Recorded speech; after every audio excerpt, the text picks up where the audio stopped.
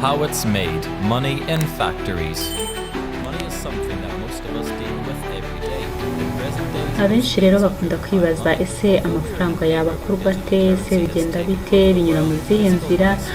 Iyi video rero tukaba twayibateguriye tugira ngo tubereke mu by'ukuri izabinyuramo kugira ngo amafaranga akorwe. Ni ibintu bitangaje cyane bikoranye ubuhanga buhanitse, mbese ni tekinoloji idasanzwe nk'uko mubireba kuri video. Mu kanya turaje dutangire tubireba neza bijya kugera kuri iyi ntera mubona imbere hano byagenze gute. N'uburyo rero butangaje nk'uko mubireba muri mashine. Hari imashini nyinshi cyane zikora amafaranga. polymer notes were practically used as material for currency all the way back in the 80s. But in its early days, polymer notes solved various problems such as fading of the ink, etc., and could not be continued. A few years later, after a significant amount of research, nk'uko mubibona rero aha ni mu ruganda rukora amafaranga, ni uruganda rukora amayero. Hanyuma rero izi mubona ni impapuro cyangwa se pamba niba ariko twazita. Ubwo rero tugiye gutangira kureba uko batandukanya kandi bagakata pamba mbere yuko batangira gukora amafaranga. Ngira ngo murabibona izi pamba nizo ziri buze kugenda zikorwamo amafaranga. Ni nkuko mubibona, murabona ni ibintu biri aho ngaho, ariko muraza kubona uburyo butangaje. Mu kanya tugiye kubona uburyo bagiye gufata bakavanga impapuro zino pamba byatangiye. Izi ni za pamba barimo bagenda bavanga impapuro. Hanyuma mu kanya haraza kuza impapuro nanone arizo ziri buze gukomeza kugenda zivamo ya mafaranga. Ahangaha biracyari kugenda bigana aho uri bubone uburyo urupapuro ubwarwo rugenda rukavamo amafaranga rwose. Izi ni imashini z'ibyiciro binyuranye zigenda zivamo zikora urupapuro, kuko urupapuro hongerwamo ibimenyetso bigaragaza inoti runaka bashaka gukora. Hanyuma tukaza kubona hano hari uburyo ubijera abirebera kuri mashine. Hanyuma ubwo mu kanya rero mwitegure muraje mubone uko amafaranga mu by'ukuri akorwa bivuye kuri ya pamba bikagenda bikomeza bikaza kuvamo rwose ikintu cyiza. Aha kugira ngo murabibona rero imashini ziteguye. Ubwo twamaze kubona noneho impapuro zamaze gushyirwaho ikimenyetso kizaba kiranga inoti. Izo mpapuro rero zigiye kujya noneho ngira nk'uko mubibona bizamuka, hariho icyo bita watermark cyangwa se nk'ikintu kiranga inoti. Nicyo cyakorwaga rero hariya, hakaba hagiye gukurikiraho gukomeza urugendo rwo gukora amafaranga.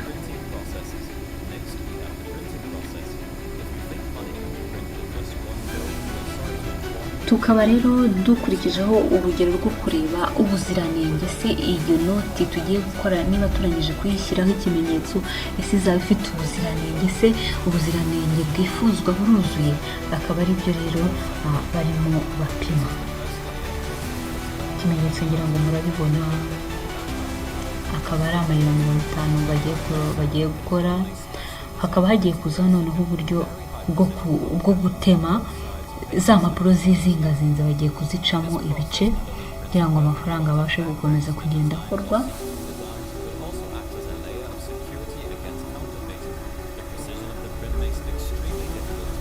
Murabibona ko havuyemo ibice bitatu. Biracyari kure cyane, muragenda mubona uburyo amafaranga akorwa. Bagiye gufata noneho za mpapuro bagenda bashyiramo utuntu tw'utudirishya kugira ngo murabibona kuri video. Dukomeza dushimira Technology Solutions yabashe kudusangiza ino video.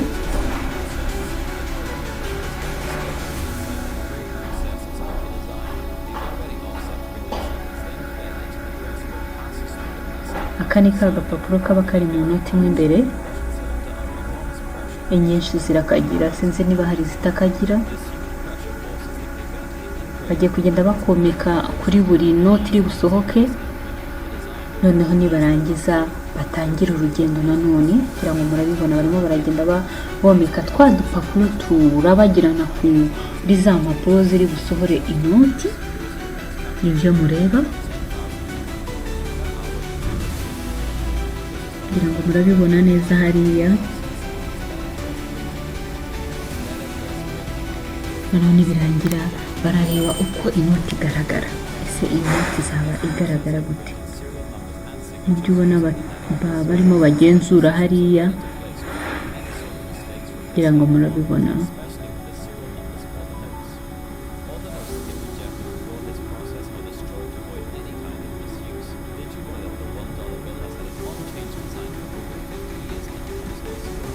Bakaba rero noneho bagiye gukatamo uduce muri za noti, bamaze gushyiraho ibintu bitandukanye nk'uko mwagiye mubikurikira.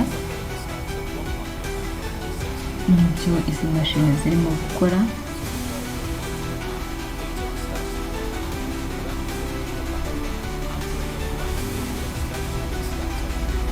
Bagiye gucamo uduce.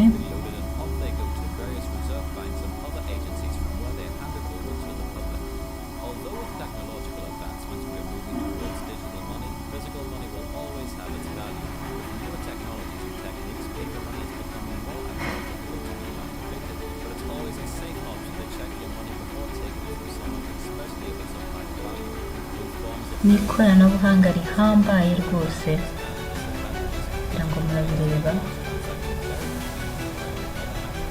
Bagiye kongera barebe ubuziranenge uko bumeze kugeza kuri iyi ntera, ese bimeze bite.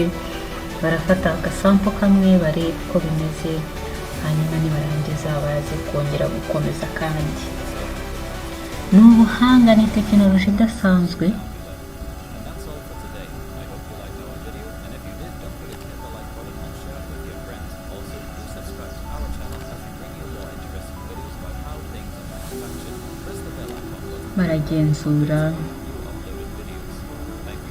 baragenzura rwose. Bakaba rero noneho bagiye gukurikizaho uburyo bwo gupakira mu buryo nanone busa naho buri automatique. Bakaba ari bwo tugiye kureba ese yamaze kuba inoti mu by'ukuri. Nibyo tugiye gukomeza tureba rero bayipakira. Maze bagiye gupakira, hagiye kuza akamashini kagende kaza kazipakira mu buryo buri automatique, nta muntu ukozeho kugira ngo mwabibonye.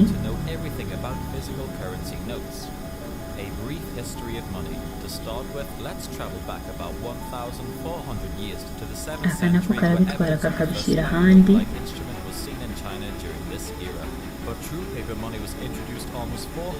Murabona ko ari ikoranabuhanga ridasanzwe.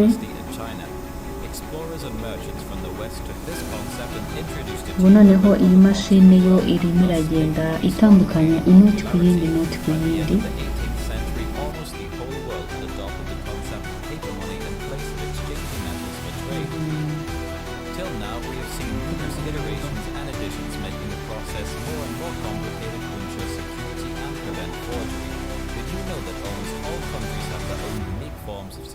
For their notes. Just like earning money is not a very easy job, the same goes for making money. Printing money in the factory is not a simple task at all. It includes a long list of processes that are done by both humans and robots. Material. Most currency notes are made from paper, but modern-day currencies also include polymer banknotes. Paper money is not made of simple paper that's derived from wood pulp, but it is made of cotton paper mixed with about 20% of linen, Amabanga, or some other textile material to make it much more resilient and resistant to wear and tear. To add more strength to the currency notes, they are infused with polyvinyl alcohol or gelatin instead of water, which is used in common paper. Polymer notes were in fact first introduced. Ntimurambirwe rwose, birasa n'ibigiye kurangira, aho inoti igiye gusohoka imeze neza. Namayero tujya tubona. A few years later, after a significant amount of research and development, Australia came up with polymer banknotes, and this time murayabona ukuntu yisukiranya. more countries have started using polymer banknotes. Did you know that in the early 2000s it came to light that in some cases the cost of manufacturing these polymer notes was actually more expensive than the value of the currency itself? Interesting, isn't it? Now, let's delve into the manufacturing process. Step 1. Design and engraving. The process of making money doesn't start only with the raw material, but from the design stage itself. In the United States, these notes are hand-designed by extremely talented artists and designers, and the merchandise hand-done by engravers. Yes? murabibona rero Engravers cut the merchandise on soft steel by hand using iyi various mashini Every time the treasurer of the igiye country kugenda changes, the signatures are engraved by hand ikuramo using various references. ibice bice kuko cyari ikintu kigifatanye. Ubu nongera ngo murabibona, iyi ni bandari y'amayero n'ikiriya mashini yindi iri igenda ikora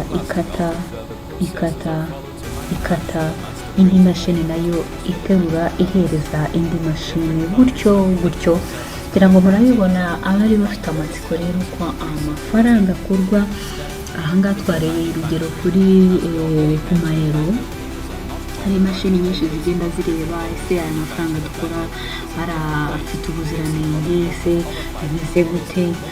Nibyo mureba rero nk'uko mubibona amafaranga yakuritse. Tukaba rero tubashimira mwebwe mwarebeye iyi videwo. Turabasaba gukora subscribe tukazabasha kubagezaho izindi videwo nziza zigaragaza uko tekinoloji muri iyi si ya none ikorwa, cyangwa se ibintu bidasanzwe bikorwa n'ikoranabuhanga. Tukaba tuzajya tubagezaho videwo nk'izi ngizi abantu benshi bibaza se ibi bintu bikorwa bite. Amafaranga rero yamaze kuboneka, arimo arapakirwa mu buryo buri